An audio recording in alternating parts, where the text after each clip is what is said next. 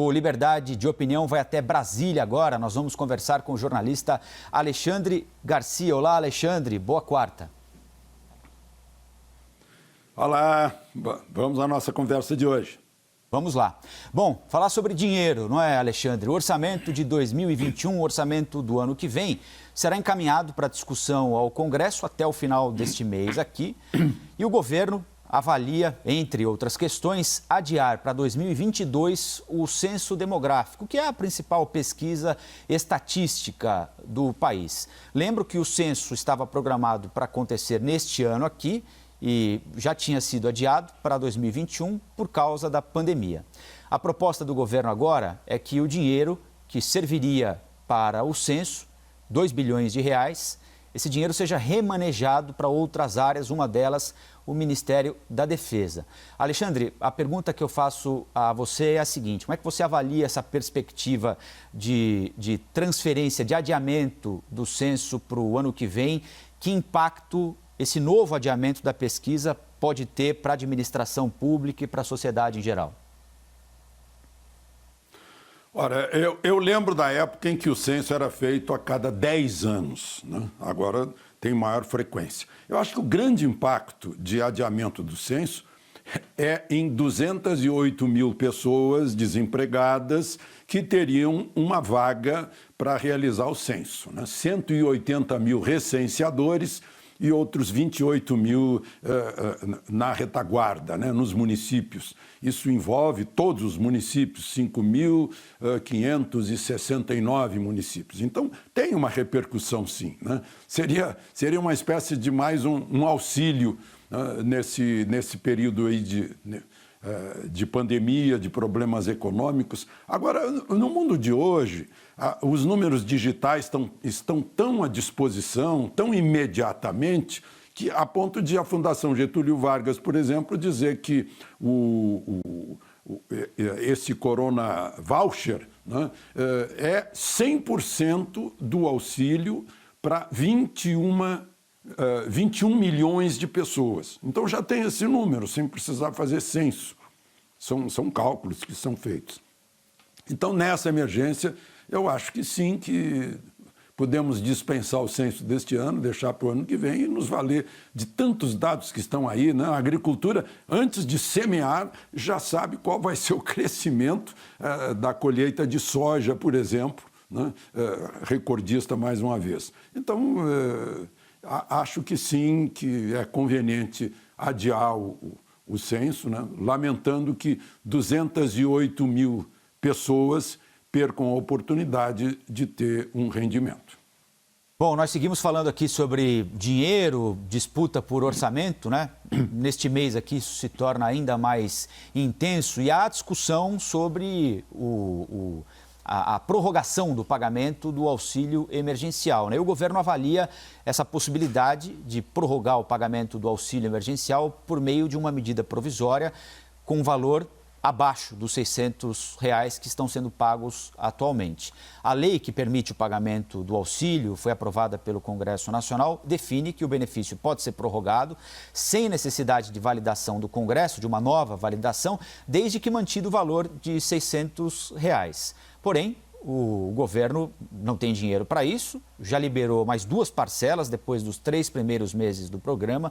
O próprio presidente da Câmara, Rodrigo Maia, concorda com a equipe econômica que não há espaço fiscal para prorrogar o auxílio emergencial com o mesmo valor de R$600, mesmo que seja por mais alguns meses, até o fim do estado de emergência em 31 de dezembro. Nós estamos discutindo muito dinheiro, né? Como sempre, não é, Alexandre? Mas esse é um mês especial por causa do orçamento, teto de gastos, a perspectiva do governo também de apresentar resultado prático da gestão do presidente Bolsonaro, com obras, com projetos. Eu gostaria de saber, então, qual é a sua avaliação sobre a perspectiva de prorrogação do auxílio com um valor menor do que esses R$600?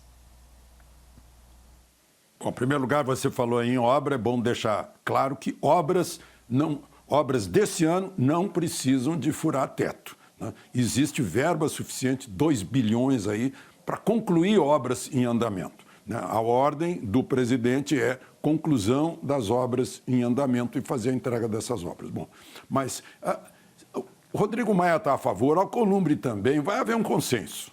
E o consenso é o seguinte, bom, embora Paulo Guedes faça a sua parte, dizendo que só poderia pagar metade disso, 300, né? Tudo indica que, como dezembro também é um mês de Natal, mês de festas, mês de união das famílias, mês dos presentes, né? Que vai até o fim do ano, né? Esse auxílio, na seguinte proporção, né? Agosto já está, paga um a mais de 600 e paga os outros de 300. Né? Essa é a conversa em torno da qual há consenso, e havendo consenso, vai sair uma medida provisória na semana que vem estabelecendo isso. Esse é o caminho dessa decisão. Né? E a gente viu, eu mencionei há pouco, né, Fundação Getúlio Vargas informando que para 21 milhões de brasileiros, isso é o 100% da renda. Né? Para outros é uma espécie de complementação da renda que despencou com essas paradas todas, principalmente pegando os chamados informais, né? E não pegando os funcionários públicos. Agora, Alexandre, é claro, a gente tem perspectiva de que a economia volte a crescer em algum momento, que ocorra a geração de empregos com maior intensidade. Agora, por exemplo, para esses 21 milhões de brasileiros que têm no auxílio emergencial toda a sua renda, quando o auxílio emergencial acabar, em algum momento ele vai acabar, né? Seja agora, no final do ano, começo do ano que vem, em algum momento acaba, né? Qual é a saída para essas pessoas, Alexandre? Não sei, procurar trabalho. Né? Eu acho que o Estado não pode ser o pai. Né? Pode ajudar, sim, tem o dever de ajudar, porque a função do Estado é fazer a transferência de renda, é distribuir renda. Né? O que o Estado está fazendo é com dinheiro nosso. Né? Agora, essas pessoas têm que procurar a sua saída, porque ninguém pode ser tutelado pelo Estado, né? Virar um cliente do pai, do paternal. Né? Essa é uma ideia que tem que sair da cabeça e sacudir um pouco as pessoas para terem também iniciativa e procurarem. Tem tanta gente hoje, né, que está, de uma forma, dizendo, puxa, que bom que veio esse aperto, porque eu encontrei tantas outras soluções, né? Como a gente sabe, do ideograma chinês, crise é oportunidade. Né? As pessoas que aproveitaram a crise descobriram tantas novas oportunidades, abriram tantas novas janelas porque uma porta fechou. Então, acho que temos que estimular essas pessoas a buscar os seus caminhos.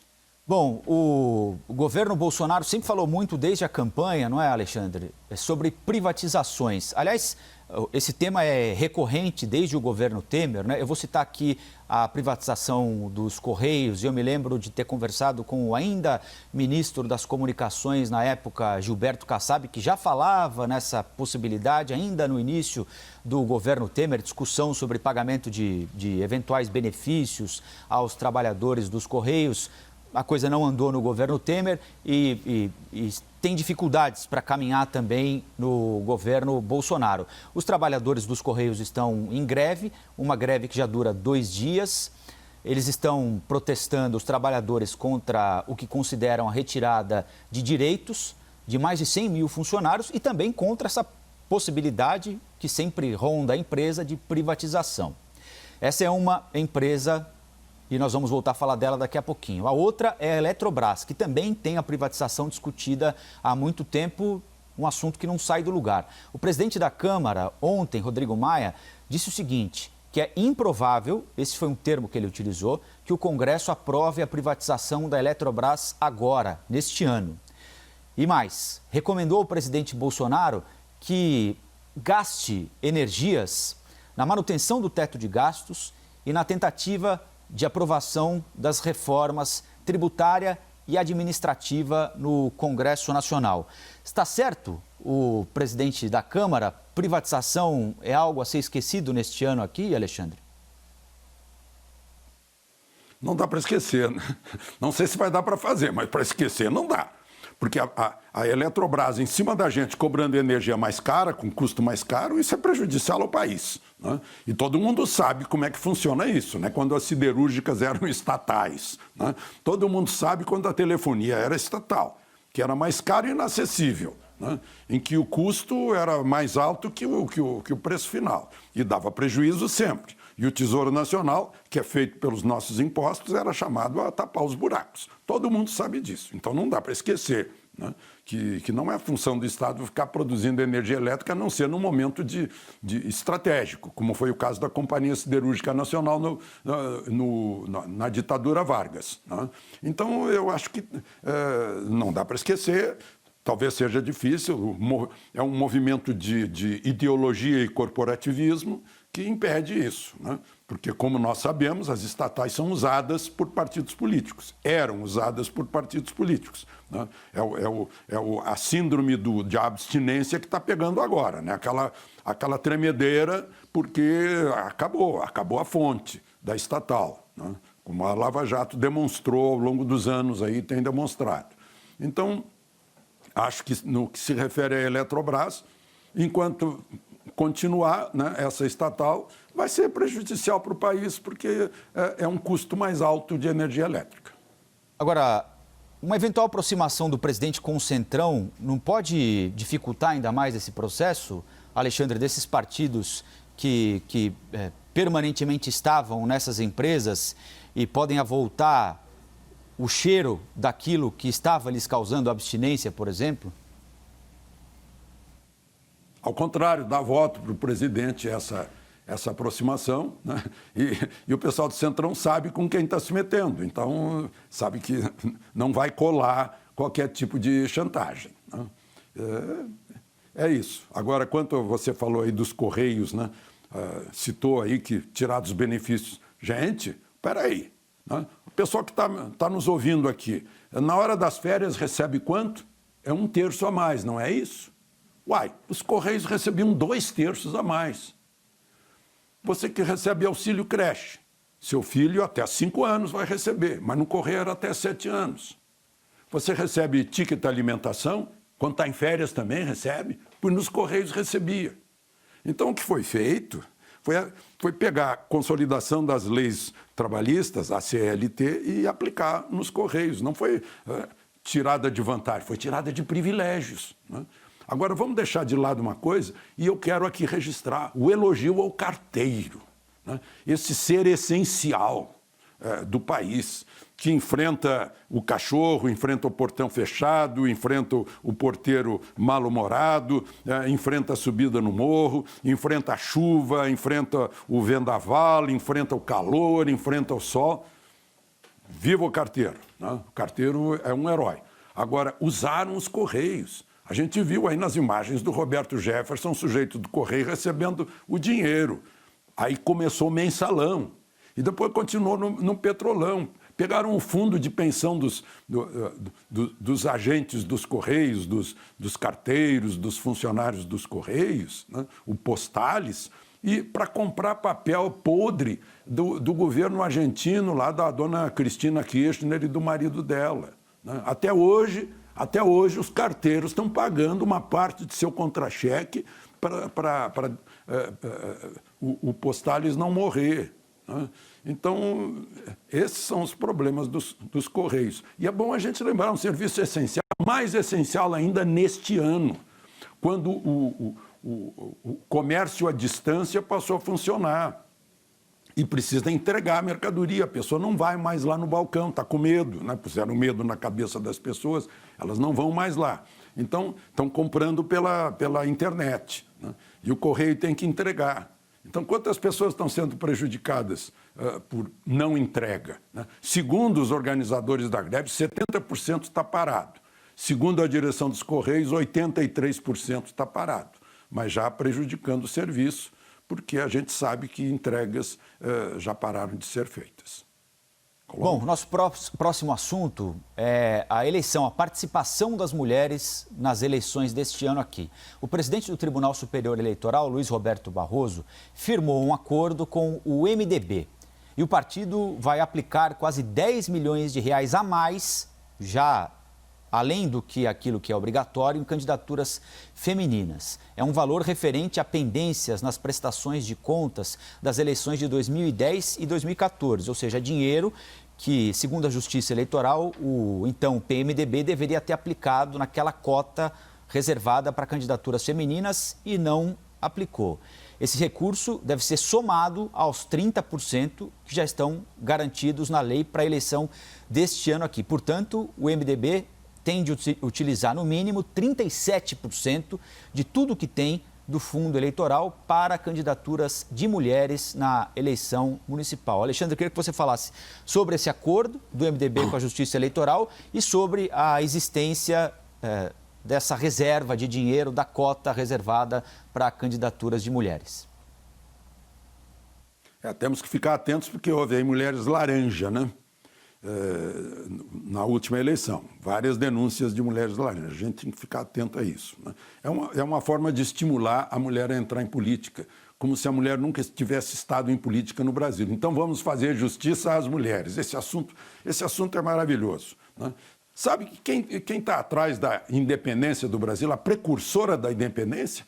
A princesa Leopoldina, de Habsburgo, aliás, uma austríaca, né? É o amarelo da bandeira. Foi ela que entrou no conselho para decretar a independência do Brasil enquanto estava na regência, já que Dom Pedro estava em Santos. Dom Pedro recebeu a carta dela, olha, o fruto está maduro, colha agora. Aí ele gritou independência ou morte.